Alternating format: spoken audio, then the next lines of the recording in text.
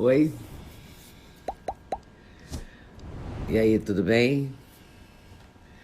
Como vão vocês? Vão chegando para a live com Ciro Gomes.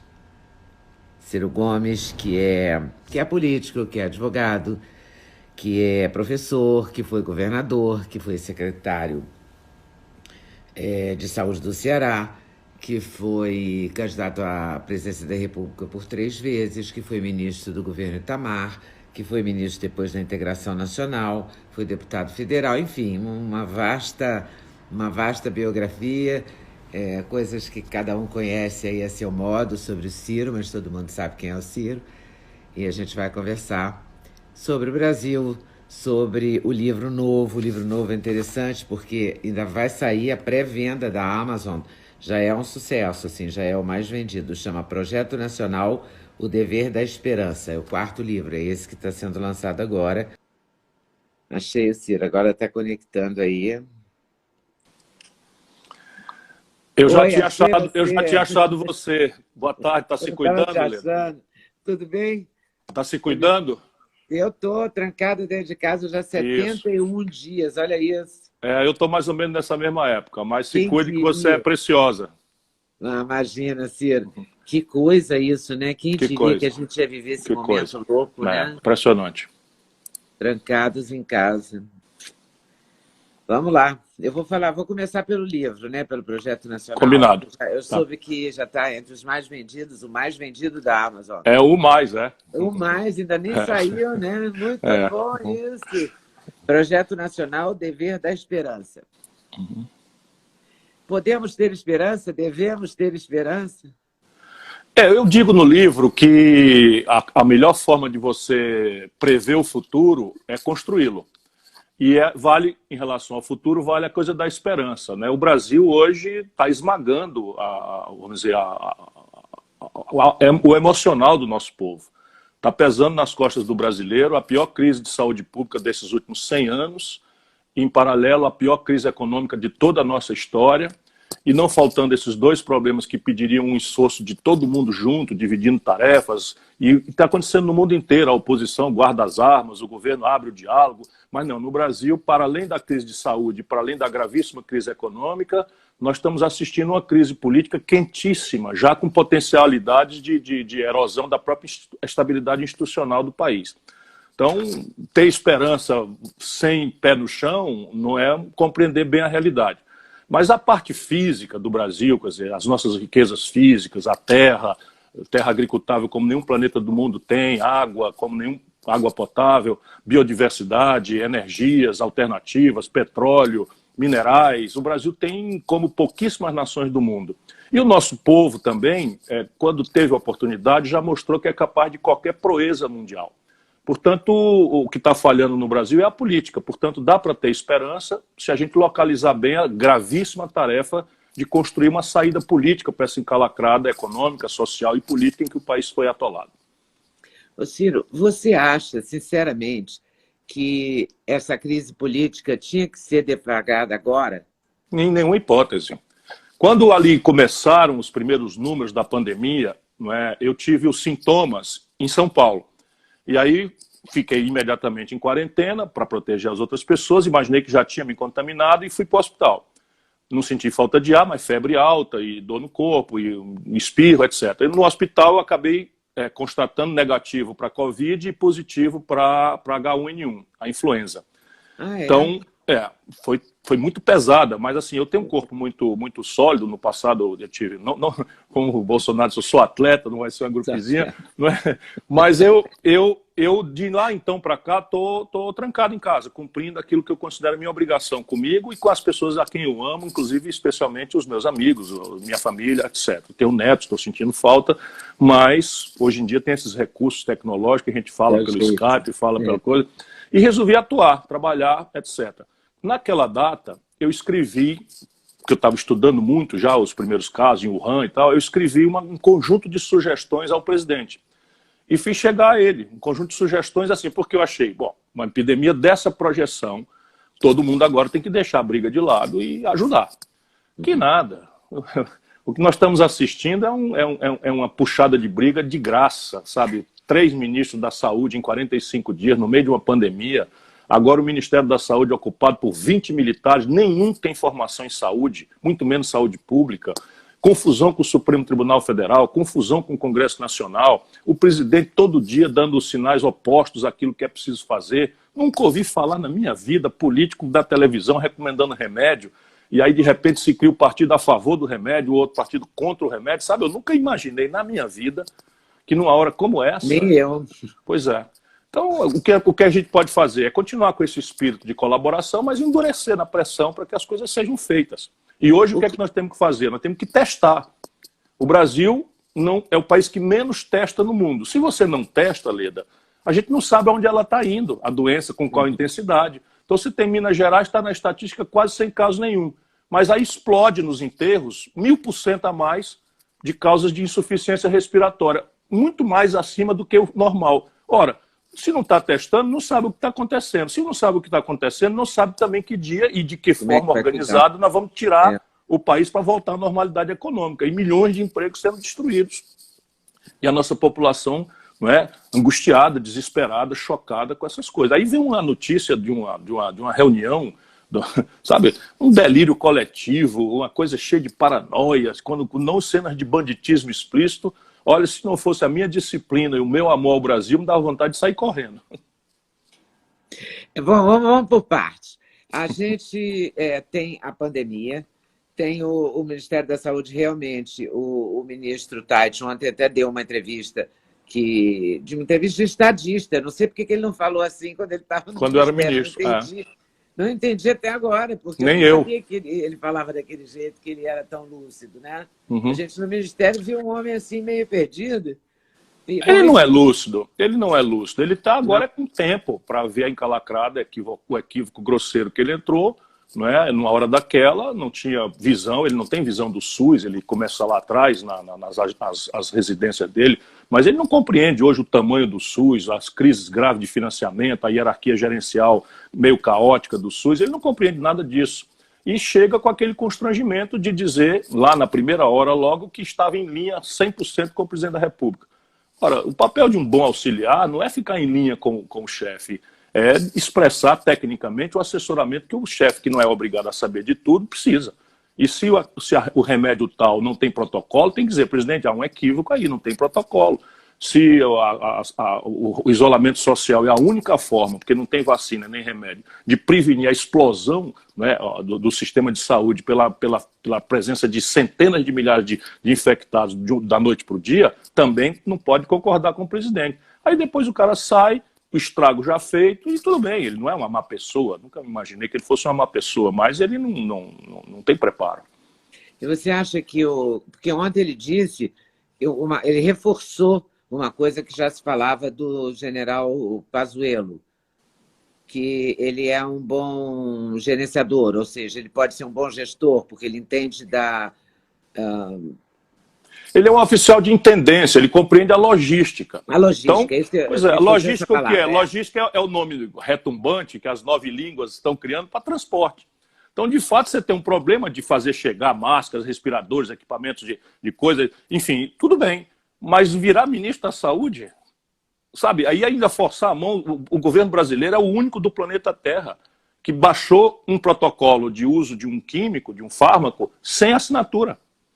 E obrigando o paciente leigo a assinar que está de acordo com um remédio cujas pesquisas não garantem nenhum tipo de eficácia. E veja, eu disse já aqui ao meu médico, conversando com ele ontem, se acontecer, eu não quero saber qual é o remédio que ele vai fazer. Eu confio nele. Ele estudou, ele é preparado, ele tem experiência. Mas se ele te der a hidroxicloroquina? Olha, está aqui a minha veia, não tem problema nenhum. Eu nem sei se vai pela veia ou pela boca. Por quê? Porque eu não sou contra a cloroquina, eu sou contra uma discussão política sobre um remédio. Isso não existe, Leda. Desculpa, isso é o fundo do poço do obscurantismo, da maluquice. E sabe por quê? Porque o Trump, lá em março, fez essa declaração favorável, porque tinha um estudo com apenas 16 pacientes na França, um estudo sem validação nenhuma, que já foi negado, etc. Mas o Trump, desesperado para achar uma forma de descomprimir, está em pleno ano eleitoral, anunciou isso. O Bolsonaro pega com casca e tudo, não entende eu ia dizer aquela palavra, não entendi nada, nunca não se preparou para nada, não é? E aí repete o Trump. Só que o Trump já voltou atrás. Tem assessores, tem cientistas, tem o FDA, tem uma série de coisas, já voltou atrás faz 2 meses. E o Bolsonaro aqui, o que é que ele fez? Essa é a explicação para a gente entender essa maluquice. O Bolsonaro mandou o Exército comprar milhares de toneladas, milhares de quilos dos compostos que foram importados da Índia, com quase 300% de superfaturamento, e o Exército Brasileiro está se deixando desmoralizar, foi lá e comprou. Então nós estamos com toneladas de um químico que tem prazo de validade de 2 anos, tudo atolado. E ele agora está desesperado para desovar isso, por isso ele solta aquela medida provisória dizendo que o gestor, que o Supremo já derrubou, que o gestor não é responsável se tiver cometido erros, etc, etc. Porque ela disse, ele mandou comprar toneladas de coisa, o Exército, o Hospital do Exército, o Laboratório do Exército, comprou, esses químicos vencem em 2 anos e vai ficar tudo aí na conta da irresponsabilidade do senhor Jair Messias Bolsonaro. Enquanto isso, ele quer desovar a força, porque se ele distribui para os governadores, para os prefeitos, pronto, já saiu lá do estoque do Hospital do Exército, e isso vai estragar nas farmácias dos estados e municípios, porque nenhum médico responsável vai fazer uma coisa que está lá obrigando o paciente a assinar, dizendo que aceita ser medicado por um remédio que não tem retaguarda científica e que pode causar óbito. Você imagina. Imagina a sua mãe, que Deus a proteja, no hospital, você já vai deixar ela na porta porque não pode entrar, isolada, e aí obrigam a senhora de 70, 80, de 59, 60 anos a assinar, assine aqui. Quando a pessoa vai ler, já desesperada, sem fôlego, está lá dizendo que ela vai assinar um remédio que ela não sabe nem o que é. Isso não existe, isso é de uma selvageria que nós não podemos calar. Pois é, mas olha só, eu entrevisto um monte de médico, aliás, eu até gosto muito de entrevistá-los. Uhum. E eu entrevistei a doutora Nise Yamaguchi, o doutor Wong, Anthony Wong. Os dois, por exemplo, são plenamente favoráveis à hidroxicloroquina Já em uma disse. quantidade X. Eu conversei com um monte de médicos, porque o Roberto Calil, por exemplo, que é médico de... Grande médico. Grande médico. Uhum. Médico de pessoas de muito dinheiro, porque as pessoas que têm dinheiro ou têm plano de saúde, elas estão tomando. Quem não está tomando é o pessoal pobre, na verdade. Que é o pessoal não é bem sul. assim, não é bem assim. Aqui no Ceará, eu acompanho muito de perto toda a realidade, porque eu sou muito ligado ao governador, ao prefeito da capital, a muitos prefeitos do interior. Tem muito caso no Ceará, né? Nós somos um dos centros. Por quê? Porque nós aqui somos um estado essencialmente turístico. Uhum. Então nós estamos recebendo da Espanha, dos Estados Unidos, da Itália, 18 mil pessoas por semana, Leda. Tentamos proibir, o Bolsonaro não deixou. Tentamos testar as pessoas na chegada, o Bolsonaro derrubou na justiça. Até que eu fiz uma ação no Supremo Tribunal Federal, em que o Supremo, eu que assinei como advogado em nome do PDT, e o Supremo então garantiu autonomia para os estados fazerem e depois, quando vira a loucura, começaram a proibir. Agora os outros estão proibidos. Mas nós aqui conhecemos o filme 2 ou 3 semanas antes do Brasil. Por isso, porque só da Espanha, da Itália e dos Estados Unidos chega a 18 mil pessoas, e eles todos já tinham explodido a Covid-19. Mas o que eu queria lhe dizer? Aqui no Ceará tem médicos usando. Tem gente seríssima. O doutor Anastácio Queiroz é um infectologista, deve ser um dos melhores do mundo. Salvou minha vida quando eu tive dengue, e só para você ver o nível de seriedade científica, de correção e tal. Ele acha que é bom, em certas circunstâncias e combinado com outros químicos e tal. O que é que nós fazemos aqui? Nós proibimos, nós recomendamos, nós não fazemos nada, nós respeitamos a autonomia do médico. Tá. É só isso que eu estou dizendo, não sou então, contra. Você acha que se o médico receitar, a pessoa evidente, pode tomar e tudo bem? É evidente. Agora, o que é que está acontecendo? O Ministério baixa um protocolo determinando a utilização ainda precoce. Aqui eles estão usando em casos extremos, associado com outros antivirais, e em qualquer circunstância, as pessoas têm que ser monitoradas, porque a cloroquina, de fato, provoca efeitos colaterais muito graves. Isso é um remédio antigo. Quem conhece o Brasil como eu conheço muito bem o Brasil. Todo mundo na Amazônia tomou cloroquina, porque é o remédio para malária, é o único. A minha mãe tinha artrite reumatoide, tomou cloroquina. Percebe? Quem tem lúpus, que é uma doença imunodeficiente, também toma cloroquina. O que acontece quando o político vai para a televisão e fala isso? O povo foi em massa nas farmácias e comprou cloroquina e tem gente morrendo. Porque lá no hospital não, o cara está monitorado, está vendo a tensão, não é? A pressão sanguínea, está vendo o batimento cardíaco e está com socorro imediato. Então o médico sabe o que está fazendo. E é isso que eu estou pedindo ao povo brasileiro, né? E aos políticos. Tenham vergonha na cara, deixa os profissionais da ciência orientar. Se eu for para o hospital, brinquei com o meu médico ontem, o senhor manda na minha veia o que o senhor achar que deve. Porque eu sei lá disso, eu nunca estudei isso. Nem me conte. Nem me conte. Bom, se a gente for, na hora que você quase falou um palavrão, você pode falar palavrão aqui. Aqui é que nem na reunião do Ministério, pode falar palavrão. Até que numa entrevista para uma dama, você não deve pela dama, não é? Mas palavrão não é o problema maior daquela reunião. Aquela reunião ali me apavorou, foi por um punhado de coisas que são criminosas. Né? Você, por exemplo, dizer que tem um serviço particular de informação do presidente da República, e ele ainda dá exemplos. Ele diz assim, tem um capitão de infantaria no Ceará. Ora, peraí um pouquinho. Então, um capitão de infantaria do Exército está fazendo chegar relatos de informação para o presidente da República, quebrando a cadeia de comando dele. Isso é o último limite de você criar uma Gestapo. Então, tem que armar todo mundo. Leda, o revólver mais barato nacional, mais barato, custa R$ 3.500. Qual do povo que ganha R$ 450 por cabeça por mês, 100 milhões de brasileiros, bota na sua hierarquia de preocupações comprar um revólver? O Bolsonaro está armando uma milícia, que nós já vimos aqui no Ceará funcionando. Isso é que me preocupa na reunião. O outro lado diz que é para prender o Supremo. O outro diz que é para aproveitar que a imprensa está distraindo o povo com o negócio da Covid para destruir a malha de proteção institucional das populações indígenas, do meio ambiente e do patrimônio histórico. Para mim é muito grave. O outro lá diz que o Banco do Brasil, uma palavra daquela, tem que ser privatizada agora, num país que 5 bancos já concentram 85% de todas as transações financeiras, onde o crédito está colapsado e em plena pandemia o juro subiu 70%. Essas coisas que me assustaram muito. E o que você acha? Você acha que a divulgação desse vídeo foi uma maneira de botar fogo na fogueira ou na lenha? Não, veja, os ministros do Supremo Tribunal Federal, eles vivem numa certa clausura. É uma inerência disso, ou pela formação jurídica, ou pela majestade do cargo, ou por uma certa tradição aristocrática, esse não é o melhor argumento, eles vivem numa certa clausura. E o que os tira dessa clausura, quando em momentos de grande tensão, é a letra da lei. Então a letra da lei diz, no caso brasileiro, com status constitucional, que a regra dos procedimentos, inquéritos e processos é a transparência, é a publicidade. Então, e também diz que o setor público, autoridades, portadores de mandato ou de cargos públicos, não têm direito à privacidade, na suposição de que a transparência é essencial para que a sociedade compreenda e esclareça e controle, no último limite, o que está fazendo a sua governança. E é isso que o ministro Celso de Mello fez, em rigorosa linha com a lei. Ele teve a prudência, porque mandou ouvir o Ministério Público, mandou ouvir o Presidente da República e a Advocacia Geral da União, mandou ouvir a outra parte, que também está sendo investigada, que é o Moro. E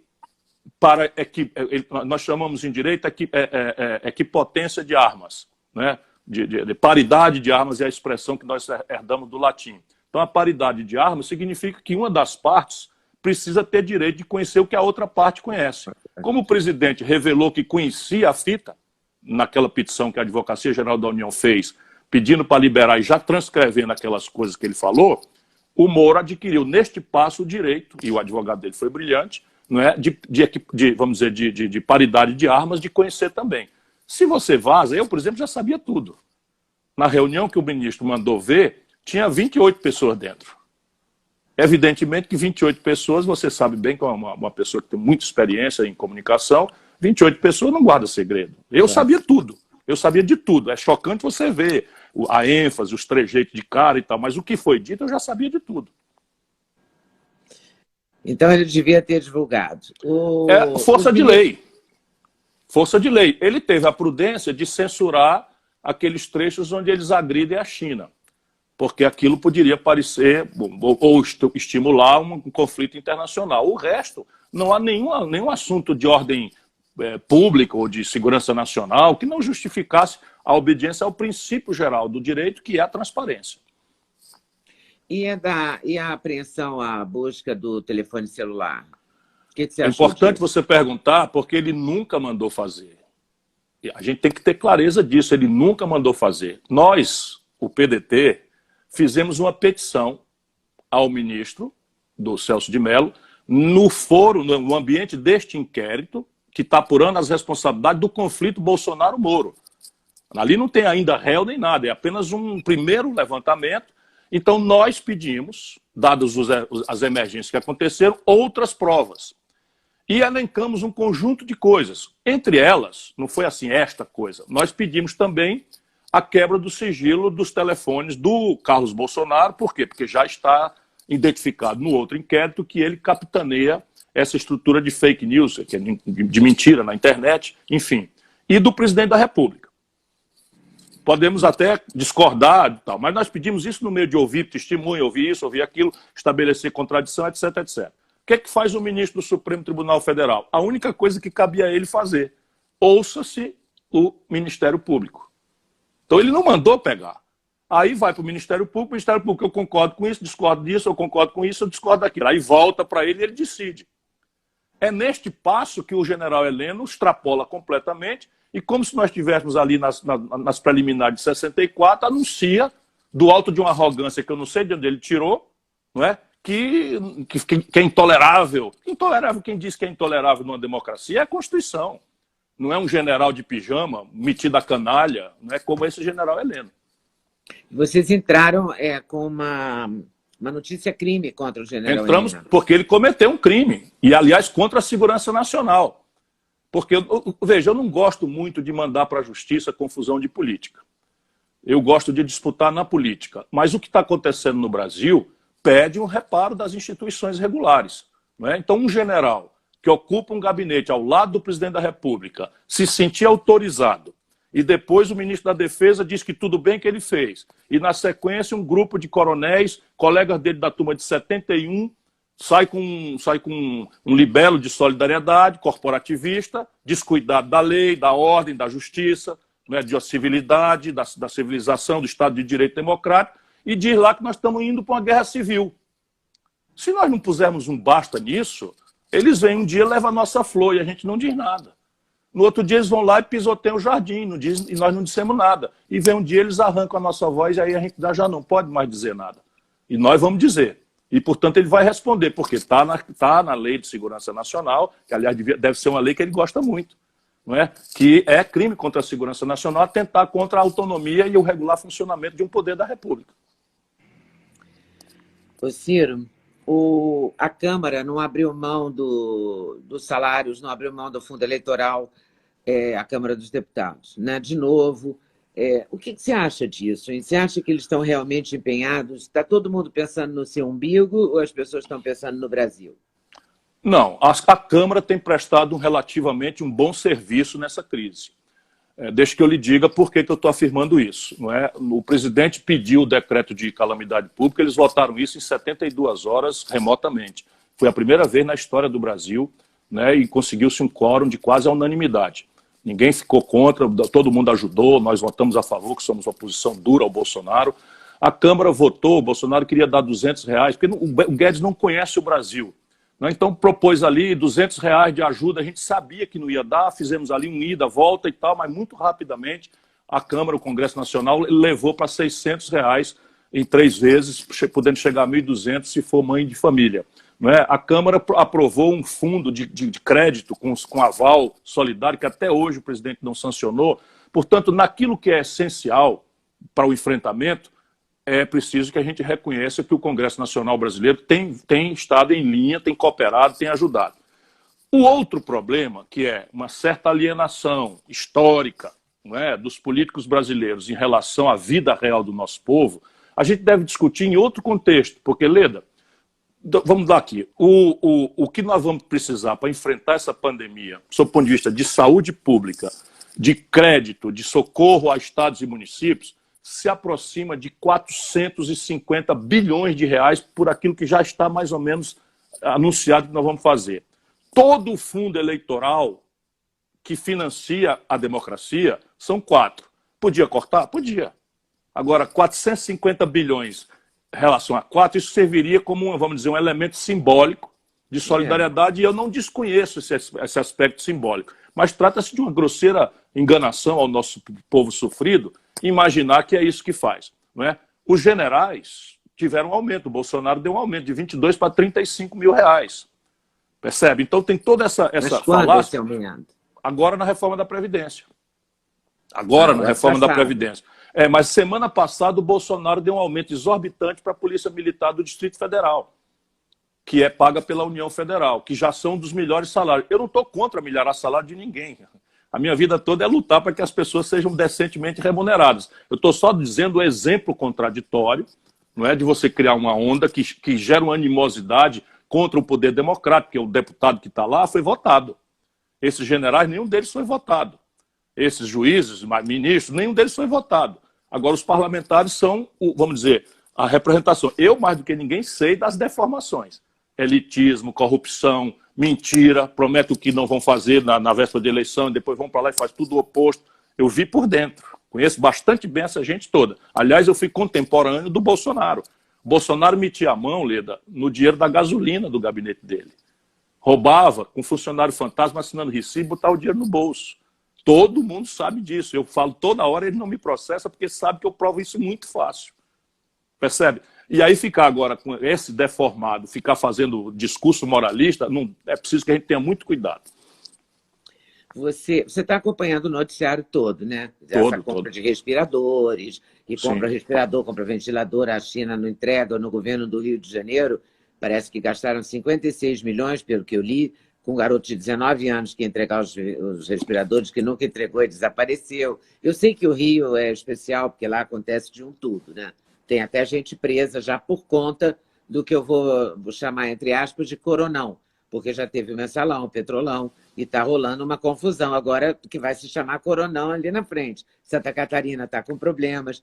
Dizem que Fortaleza também, não sei se você confirma isso. Não, hoje... Mas existe um monte de confusão com essas compras de respiradores e esse dinheiro que no estado de emergência, sei lá como é que chama, pode usar, né? Sem licitação. Sim e não. Vamos lá. Ladrão é para ser preso.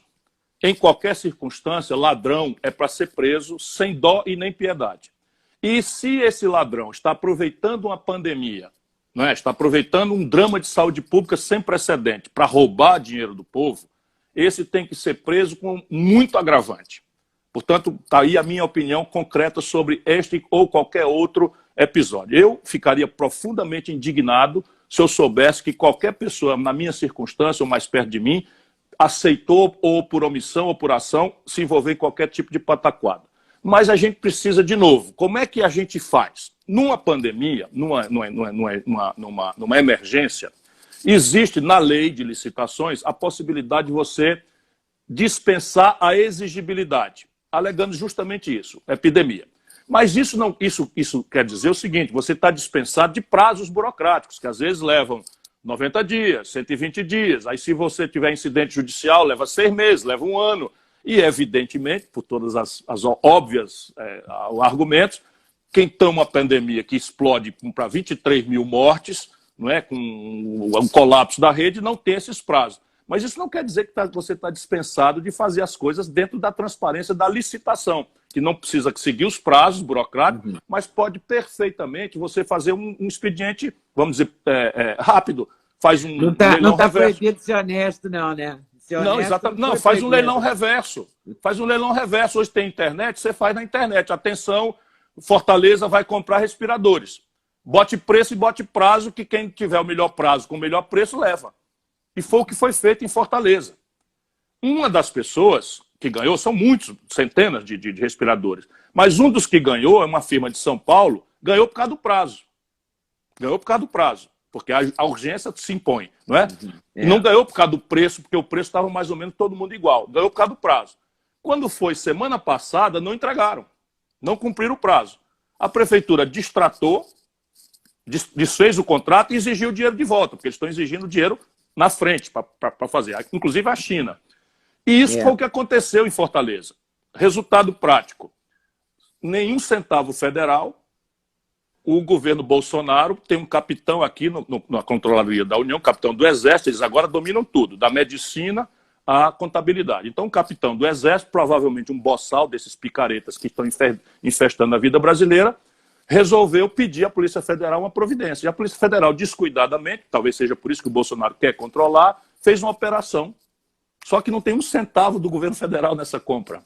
O que transforma tudo isso em nulidade jurídica, percebe? Se houvesse uma deformação, não seria a Polícia Federal. Por quê? Porque não tem um centavo federal, nem a Controladoria da União. Politicagem rasteira.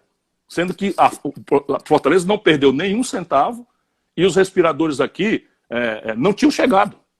Porque eu estou mantido. Não chegaram os respiradores. Essa foi a razão do distrato. Agora, o Bolsonaro comprou por 3 vezes o valor da cloroquina. Não estou dizendo que o Exército roubou nisso.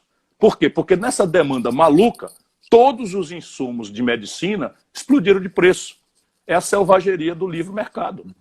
Então, a lei de economia popular permite você reprimir isso, mas o Bolsonaro comprou toneladas de cloroquina, o Exército brasileiro comprou, não é? E eu não quero crer que tenha sido um superfaturamento para roubar. O Exército fabrica, né, a cloroquina. O laboratório do Exército fabrica porque eles atuam na Amazônia e eles usam isso para malária.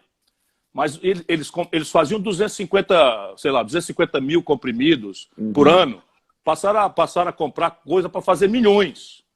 E compraram por 3 vezes o preço da mesma empresa que no ano passado vendeu por 200, eles compraram agora por 600. Estou só fazendo a ordem de grandeza aqui dos números.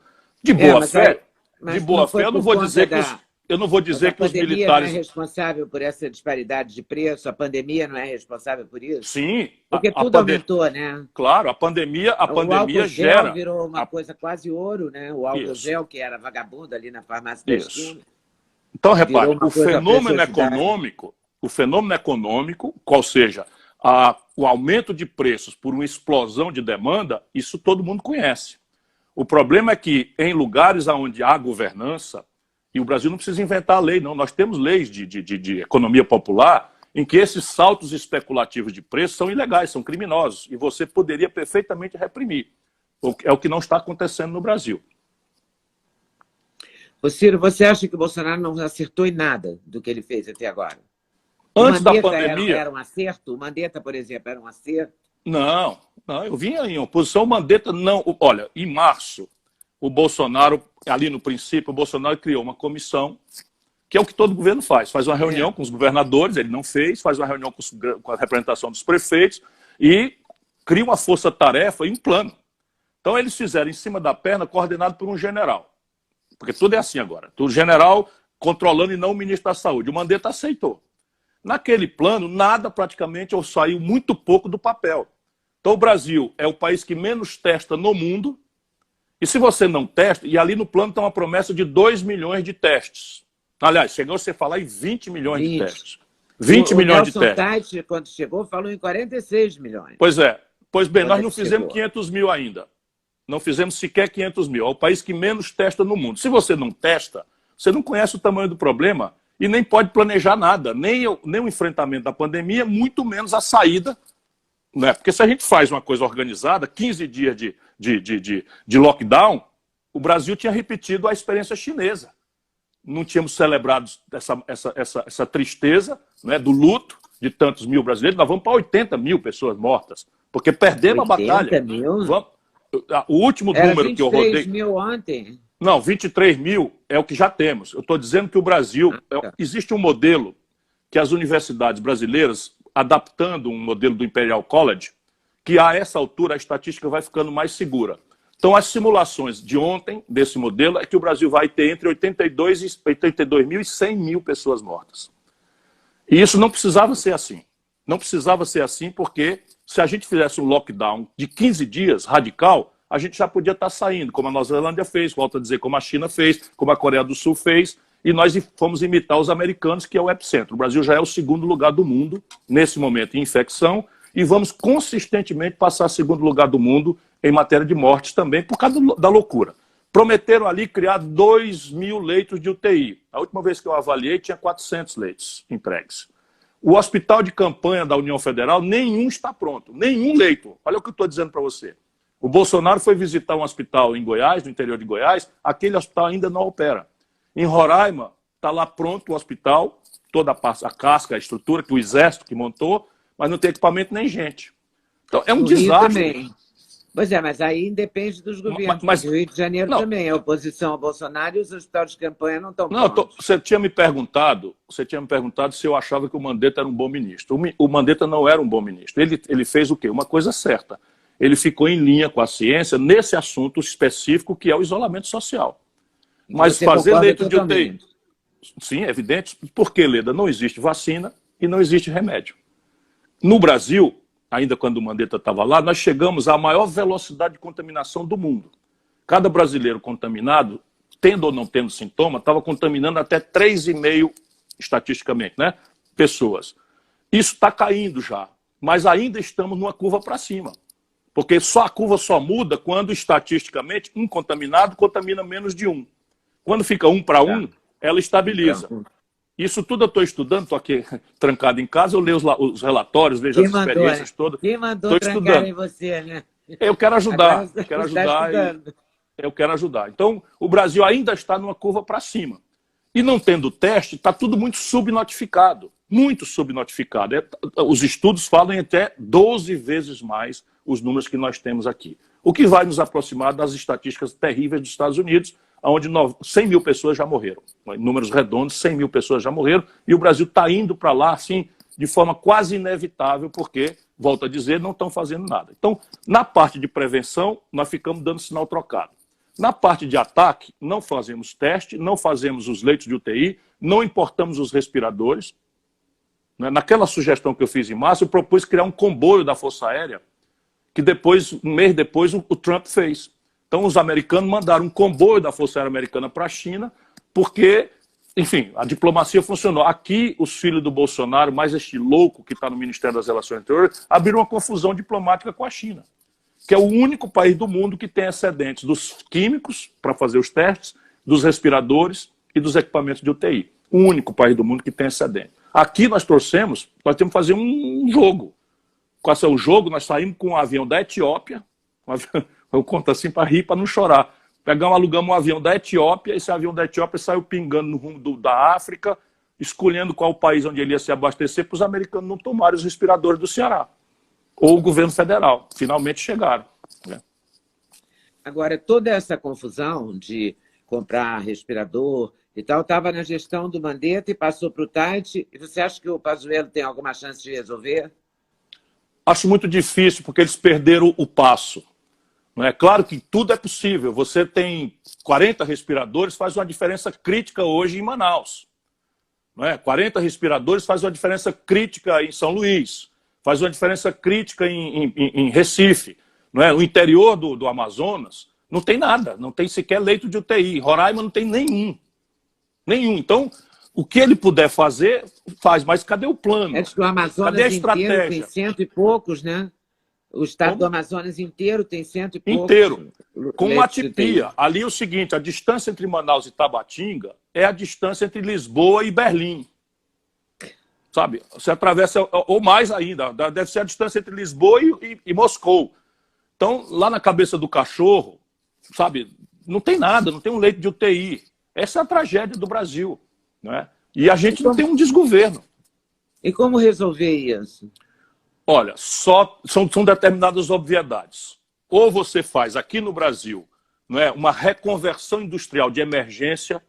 Vamos lá, a Embraer está produzindo respiradores. Portanto, e está fazendo isso por uma ONG, que até a última vez que eu conversei com esse pessoal dessa ONG, o governo federal não tinha ajudado, nem nenhum estado tinha ajudado. Mas eles pegaram lá, desenvolveram um respirador e está lá a Embraer produzindo. Vão produzir, sei lá, 600, 800. E eu acho que você fazer isso no Brasil, você já tem. A Universidade Estadual da Paraíba desenvolveu um respirador. A Anvisa, não sei se já homologou, porque também é tudo a passo de carga do manco. Essa gente não se ligou no problema. Então, ou você faz isso, uma reconversão industrial de emergência, né? Pega ali uma indústria metal-mecânica, ou eletroeletrônica de Manaus, que faz celular, e faz eles se converterem em produção de coisas. Também os americanos fizeram. Alguns lugares fizeram. A Inglaterra puxou fez uma chamada pública, um edital para empresas privadas de outro tipo de coisa, até indústria automobilística, para produzir respiradores. O Brasil não tem plano para isso, não tem o mapa, não identifica quem fez, quem não fez, quem é capaz de fazer. Se é assim, a gente tem que importar. E aí vamos cair no seguinte, os americanos proibiram qualquer exportação de insumos enquanto eles estão com a epidemia. O Reino Unido proibiu, a Alemanha proibiu, a Itália proibiu, que são os países tecnologicamente mais sofisticados que têm autonomia tecnológica para produzir, que o Brasil abriu mão de ter. Pois bem, só tem um país do mundo que tem excedente, a China. E aí a China trata isso em cima da mesa como uma coisa comercial. Quem dá mais leva. Então, aqui no Nordeste, nós importamos 400 respiradores lá em março, e o avião, por isso que nós mudamos o caminho, o avião da China veio e fez um pouso em Miami, para abastecimento. Sabe o que, os americanos fizeram? Foram lá e tomaram os respiradores. E indenizaram a China com dinheiro maior do que a gente já tinha pago. Então, e aí, veja bem, como é que você compensa essa lógica? Aí ficou por isso mesmo? Vocês perderam Eles devolveram o dinheiro, não, devolveram o dinheiro. Devolveram. Mas e aí você vai reclamar? Eles assim, não, livre comércio. Pagaram mais. Como é que você resolve isso? Com diplomacia. Um regime de preferências comerciais, uma história. O que é que faz o governo Bolsonaro? Hostiliza a China de graça. De graça. Abriram uma confusão e nós vimos eles dizendo, eu conheço muito a cultura chinesa. Olha, isso vai causar problema. Olha, isso vai causar problema. Esses insultos, essas agressões vão causar problema. Sabe o que eles estão fazendo? Estão desfazendo regimes de preferência de compra de soja. E comprando, sabe de quem? Dos americanos. Esses caras estão destruindo o Brasil. Mas o Trump está brigando com a China. Isso não vai, essa parceria não vai durar. Mas essa é uma briga que eles podem ter, porque por baixo dos panos, como eles sempre fizeram, eles estão trocando figurinha. Então, por exemplo, os respiradores, a China está mandando, a América desceu lá com um comboio da Força Aérea Americana, autorizado pela China, e levou milhares de respiradores, botou todos nós na fila. Porque fica nessa confusão por cima, mas os chineses têm quase, sei lá, $1 trilhão de reservas cambiais deles em dólar. Então isso é uma briga de grande que o Brasil devia explorar essa briga para os seus interesses. Não, o Bolsonaro alinha o Brasil à especulação americana e a gente se ferra. Estou te dizendo, pesquise depois, que você que é uma jornalista extraordinária, pesquise no Google. 1 milhão de toneladas de soja, eles resolveram desfazer a compra no Brasil e comprar dos Estados Unidos. Agora. Eu conversei com a ministra Tereza Cristina e ela disse que as exportações do Brasil estão indo muito bem. Quer dizer, na verdade, não tem nenhuma, não diminuiu em nada, até aumentou um pouco, e ela ganhou outros países, tipo Vietnã, Malásia e tal. Ela está enganada. Ela muito precisa nesses números. Ela está enganada. Você acha que ela está errada? Ela está enganada. Ela está enganada e talvez ela tenha lhe falado quando não tinha ainda havido essa última compra. Mas as exportações brasileiras vão mal, não é por causa dela, nem por causa disso especificamente. É porque os preços dos produtos tradicionais despencaram. Então o Brasil está com as contas externas em pandareco também. Olha o tamanho da crise econômica que essa gente está produzindo. Daqui para setembro eu estou absolutamente angustiado, porque ainda é tempo da gente prevenir alguma coisa. Mas o que está se desenhando para o Brasil daqui até setembro é uma tragédia que nunca ninguém ouviu falar nada parecido. Como assim? O que você acha que vai acontecer? Veja, a ajuda que está aprovada é abril, maio e junho. Uhum. Eles estão falando que topam dar R$200. O faturamento de 600 vão até junho, né? Junho. Então, o faturamento das empresas, se a gente tomar pela indicação da arrecadação, está caindo ao redor de 38%, na média. Então você tem aí uma explosão de uns 8 a 10 milhões de desempregados.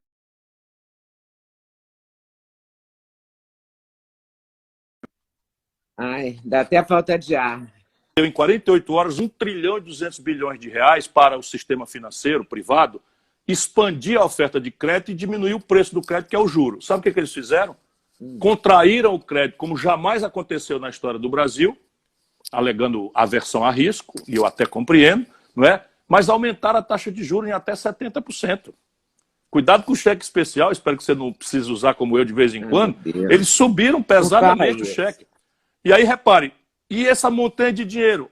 Essa montanha de dinheiro, no fim da tarde, eles não emprestaram para as empresas, que estão aí quebrando, eles emprestam para o governo contra um juro Selic de 3% ao ano. Numa hora de pandemia. Percebe? Com prazo de 4 dias. Então esse é um país sangrado. A elite brasileira não acordou para o tamanho do abacaxi. Então se você pegou quando a pandemia começou, você tinha 5 milhões e 500 mil empresas já inadimplentes a caminho da falência. Isso vai dobrar para 10 milhões de empresas. Nós tínhamos fechado 13 mil indústrias entre o desastre do governo Dilma, PT, e a posse do Bolsonaro. Já com o primeiro ano de Bolsonaro, né? Isso vai multiplicar. Tinha 13 mil indústrias fecharam, imagine o que vai acontecer com a pandemia. 63 milhões e 700 mil brasileiros, antes do coronavírus, estavam com o nome sujo no SPC. Vocês imaginam o que vai acontecer agora com a população que perdeu a renda, que está perdendo o emprego, etc. O que vai acontecer com o crédito? Então é um cenário, sabe? E os preços dos produtos tradicionais brasileiros, minério de ferro, soja, boi, enfim, proteínas vegetais, proteínas animais e petróleo, despencaram. Minério de ferro, tudo despencou. Então você tem uma confusão externa, que vai pesar sobre o dólar, há uma inflação represada, porque é um custo, essa inflação ela não pode ser repassada, porque a depressão econômica tem tamanho, isso vai virar quebradeira de empresa. Ou seja, é um cenário muito grave, muito grave. Vai ser a maior crise de todos os tempos no Brasil. Sem nenhuma dúvida. No Brasil, nós vamos ter aqui a crise, você vai ver. Mas vai ter no mundo, a crise vai ser mundial, não vai ser só no Isso Brasil. é que eu ia lhe dizer, a crise é mundial. Ser pior, né? A nossa vai ser o dobro. Isso é que eu vou anunciar aqui para você. A nossa vai ser o dobro. Porque nós temos todas as condições, as causas da crise global, que é a retração de demanda. Mas o Brasil tem as outras causas estruturais. É mal comparando, é como se fosse um corpo que já tivesse muito mal de saúde e agora está tendo uma parada cardíaca. E o médico está fazendo piadinha lá fora e fumando um cigarro. Me conta uma coisa, Ciro. O que você acha que vai acontecer? Você acha que essa luta que está acontecendo pelo impeachment, esses 36 pedidos de impeachment do Bolsonaro, digamos, uma certa cumplicidade, eu vou usar essa certa, entre aspas, tá? Da imprensa, enfim, toda essa coisa que está acontecendo é para levar o Bolsonaro ao impeachment. Você acha que vai rolar esse impeachment? Hoje não. Hoje o Bolsonaro tem 25% de apoio popular no Sudeste, 30% de apoio popular no Sul, e quem tem esse nível de apoio popular, não é possível, não é provável, pelo que eu conheço bem, que os políticos avancem com isso. Mas os políticos estão com isso aí tudo como uma espécie de espada de Damocles. Uma parte querendo comer o fígado do Bolsonaro. E ele está vendendo. Você acha que as pessoas deixam o Bolsonaro governar? Acho. Acho. Peraí, quem foi que impediu o Bolsonaro de fazer o que quer que ele tenha querido fazer? E se você me disser, o que é que ele propôs até agora que está pendurado? Sabe, não existe vento a favor de quem não sabe o rumo. Qual foi a proposta do Bolsonaro? Olha, eu tenho isso aqui, uma coisa muito boa para o povo brasileiro, e eu quero fazer e ninguém está deixando. O Supremo não está deixando, o Congresso não está deixando, o Ciro Gomes não está deixando. Não existe isso. O Bolsonaro conseguiu a proeza de passar uma reforma da Previdência ferindo o interesse de 84% do povo brasileiro. Não houve uma vitrine quebrada. Ninguém conseguiu essa proeza. Ninguém. Você acha que você conseguiria governar? Não quero dizer que é fácil. Por favor, não me entenda que é fácil. Mas eu governaria o Brasil de uma forma completamente melhor do que ele está fazendo. Sabe o que é o problema do Bolsonaro? É que ele não tem ideia, não tem projeto, não tem equipe, sabe? E vive criando confusão, porque ele reina nessa confusão que mantém excitado, mas o gado dele está se acabando. Porque as pessoas cansam. Sabe, daqui para setembro, você anote aí o que eu estou lhe dizendo, em setembro, o peso da crise econômica real, o peso da crise sanitária real, os defuntos, cadáveres contados de forma amarga que a gente podia evitar, isso daí vai vir para cima do Bolsonaro. Não adianta ele ficar distribuindo culpa, vai vir para todo mundo, mas vai vir especialmente para o líder da nação. Para que ele se elegeu? Ele não se elegeu para ficar puxando briga, confusão toda hora, botando culpa nos outros, o PT, o Lula. Caramba, que dia que ele vai começar? Ou então me respondam, não você, estou falando os adeptos dele. Qual é a ideia que o Bolsonaro quer fazer o país ter e que alguém não deixa ele fazer? Qual é a ideia? Qual é a proposta do Bolsonaro para o sistema tributário brasileiro? Qual é a proposta do Bolsonaro para a questão da desindustrialização do país? Qual é a compreensão que o Bolsonaro tem da educação pública do Brasil? Ou esse louco que ele botou no Ministério da Educação? Isso é um bandido. Esse camarada não seria, sabe, encarregado aqui no Ceará de ser, sabe, quarto lugar do quinto escalão do oitavo nível. Não tem nível, não tem preparo, é um idiota. Sabe, qual é a proposta de ciência e tecnologia, que é uma essencialidade do Brasil? Como é que o Brasil precisa importar máscara da China? Porque a gente vai continuar assim? Qual é a ideia? Fura meu olho, um bolsonarista fura meu olho com uma ideia. Eu tô doido para. Você me perguntou se ele não fez nada bom, eu ia engatilhando. Antes do coronavírus, eu estava, como vou fazer de novo, fazendo uma iniciativa que chama Observatório Trabalhista. Por quê? Porque eu acho que a política tem que ser feita com inteligência, não com paixão, com ódio, com miudice e tal, que esse lulopetismo introduziu no Brasil, e o Bolsonaro é o produto melhor acabado dessa tragédia que infelizmente tomou conta do país, não é? Uma crise econômica sem precedente, uma roubalheira generalizada, predispôs o povo a essa loucura que nós estamos vivendo. Mas no Observatório Trabalhista eu olho o nível de emprego, nível de salário, nível de inadimplência, arrecadação, números de saúde pública, número de educação pública, etc, etc. Naquele Observatório Trabalhista, antes da pandemia, surgiam duas grandes coisas que o Bolsonaro tinha promovido, ou a circunstância dele. Nem ele sabia. Os homicídios no Brasil, antes da coronavírus, tinham caído pela primeira vez em 12 anos. E eu atribuo ao Bolsonaro, por quê? Porque aqui no Ceará nós vimos 9% dessa queda no Brasil foi aqui no Ceará. Como é que foi? Uma obviedade que eu vivia reclamando. A gente aqui funciona, prende, mete o cara na cadeia, e o cara de dentro da cadeia comandando facção criminosa e disputando território na rua. O Moro dizia que essa diminuição da violência era uma conquista dele, Moro. Eu acho que você não tem assim, muita simpatia pelo Moro, né? Não, que conquista do Moro, coisa nenhuma. Foi o Bolsonaro, que é o presidente da República. Bolsonaro agora, fez uma coisa óbvia que eu reclamava há 10 anos. Ele mandou transferir os chefes das facções criminosas de São Paulo, do Rio de Janeiro, de Fortaleza, para presídios federais. Cortou a cabeça da cobra.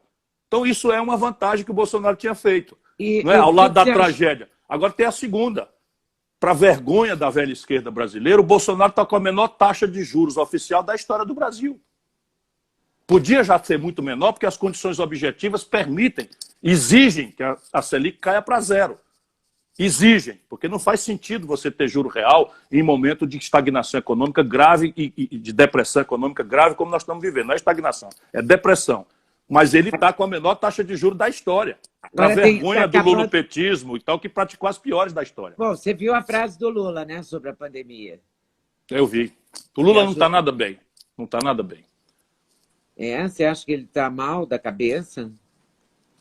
Eu conheço o Lula há muitos anos. Ele não está nada bem. Tomado de ódio, não consegue conter o ódio. E esse ódio, eu acho que é o povo brasileiro. Ele está com ódio do povo brasileiro.